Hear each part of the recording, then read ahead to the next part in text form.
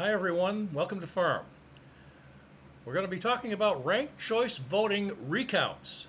Finally, we the people of Maine will find out some long-awaited results from the primary election of June 9th for the Democrat, Republican, Independent candidate qualifiers and for the U.S. 2nd Congressional District as well, with less expense, hopefully, and paperwork to get this 2026 political year closer to November in some focus of some type. Now, in addition to this program, folks, Maine Policy Institute has put together a very vivid and fantastic explanation on RCV in this program that we'll take some parts of. But first, we have a very important interview that Firm had with Deputy Secretary of State Kate McBrien on the process of the recounts. Here's that. Tell me things, or you can't tell me things. All right, sure. There we are. And first name, your name, ma'am? My name is Kate McBrien. McBrien is spelled McBrien, and I'm the Chief Deputy Secretary of State. Okay.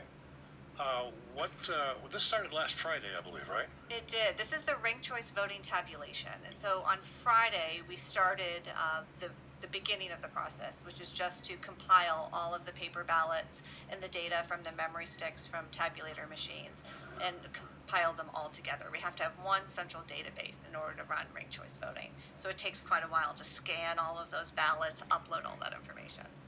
I remember doing it when, I can't remember, was it Mr. Terrio, I believe, in a runoff with Jared Golden, a couple of years ago, right? Yes, correct. Same deal. Okay. Same exact process. Okay. Yeah, except that this time we're doing it statewide, so Oh, it's yes. even more. Right. You have the governor's candidates as well as The Congressional District 2. District, right? Yeah, we have, I think, one House and one Senate race for state legislature as well. Okay. Yeah. Very good. So where does it stand? I've heard different press releases. I want to get my own source, of course, because you're a good one. Where does that stand right now as you start? Of course, it's the beginning of the week on Monday here, and then from this point on, I saw a report that said something about getting prepared before June 19th. Yes. Or results, I guess. Results before June 19th. So we're actually making really good progress. You never know what's going to come up. Some town forgot to send something. So we always sort of plan in some buffer time. But right now, we're actually about halfway through scanning counties. So I think we're making pretty good time. And I'm hoping we might have results by Wednesday, actually. So we could even be a little bit earlier than we had originally planned. Okay.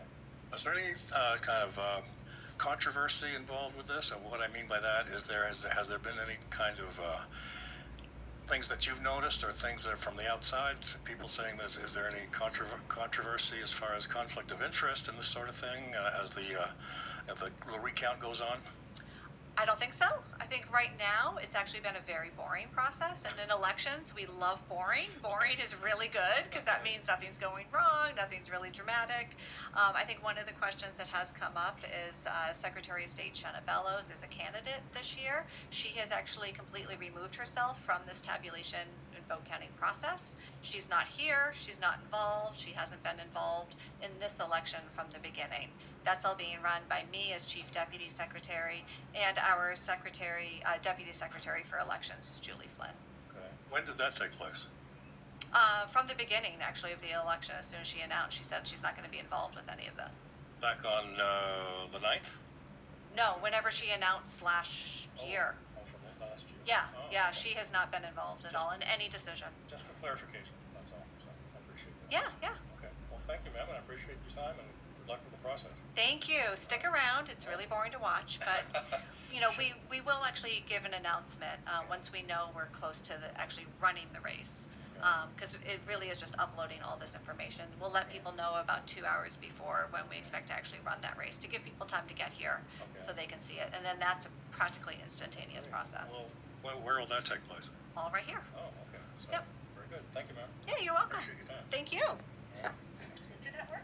Yes. Is that good? Oh, good. I'll give you a So card. that was that, folks, on the interview with Kate McBrien. And of course, we certainly want to make sure that everybody your way around the entire state of Maine gets to know what these final results are going to be, hopefully before June 19th.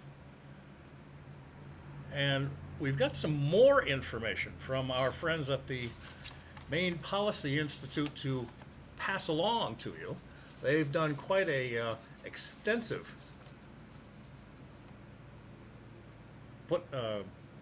bunch of articles together, and we're going to just move our little pad a little bit here as we get to that on Firm here about ranked choice voting and the recounts, and Maine Policy Institute going into a little bit of detail here, ladies and gentlemen, as far as, well, is there really any need for ranked choice voting to begin with? Well, we bring it up on their website, folks, and we'll make sure that you have it. mainepolicy.org/mains-2026-primary-shows. Why ranked choice voting, RCV they put it, should be repealed. Once again, it's a little long, but we will post it up here.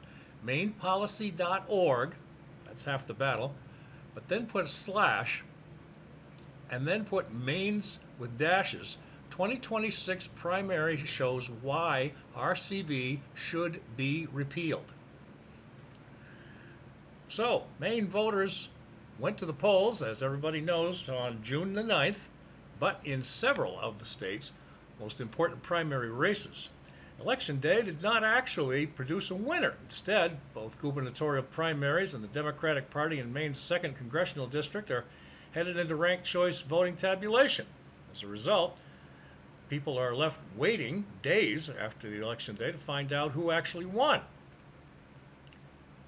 Under a traditional plurality system, voters cast their ballots. Towns report their results, and that's it. Candidates with the most votes win, but that's not the case. Ranked choice voting changes the basic process, and if no candidate receives more than 50%, I think most people know that, not receive 50% more than the first choice votes, the election isn't over, and ballots and memory devices must be transported to Augusta, which is where we talked to Deputy Secretary of State Kate McBrien, and additional elimination rounds must be run through a centralized tabulation process. Gee whiz, you know? Candidates who receive fewer first choice votes, it says, can be eliminated, and their voters' subsequent preferences are then redistributed to the remaining candidates. Yikes. Supporters of ranked choice voting, however, argue the system produces a more representative outcome. And really, I doubt it. For most voters, the process is difficult to understand and even harder to track in real time.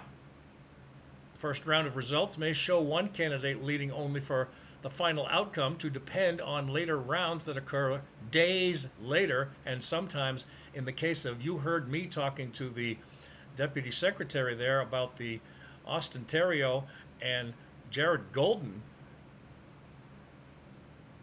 ranked choice voting that just would never end. It was weeks and weeks and weeks there in Augusta. Takes everything outside the normal election night process. That's the core problem, says Maine Policy as well. Elections should produce clear and timely results that voters can understand, and ranked choice voting does the opposite. No, it doesn't. It shows the problem real time. Now, as far as some other information presented by Maine Policy Institute in their article, as we talk about ranked choice voting recounts, supporters, again, of RCV often argue the system is necessary because it prevents a candidate from winning a crowded primary with only a small plurality of the vote, but ranked choice voting is not the only way to address that concern. Traditional voting and a traditional runoff would be much easier to follow and would allow voters to make a clear choice between the remaining top candidates. Several states already use that approach in primaries when no candidate reaches the required threshold. So that's where we are, folks. And it's too bad that it has to get to this point, but that's where we are. So for more information on this, folks, ranked choice voting, and if you want to subscribe to the Maine Policy Institute, they are loaded with lots of information on lots of state policy laws, legislative laws, and I believe they're even involved in the court system, and you get to know some really good, down-to-earth legal minds by subscribing to their monthly and I think even more often regularly scheduled newsletters. mainepolicy.org. mainepolicy.org. As always, folks, we try to bring you everything that is quick, concise, and to the point, on firm. Mark Merrill, as always, Fairness in Reporting Media. Contact us right there.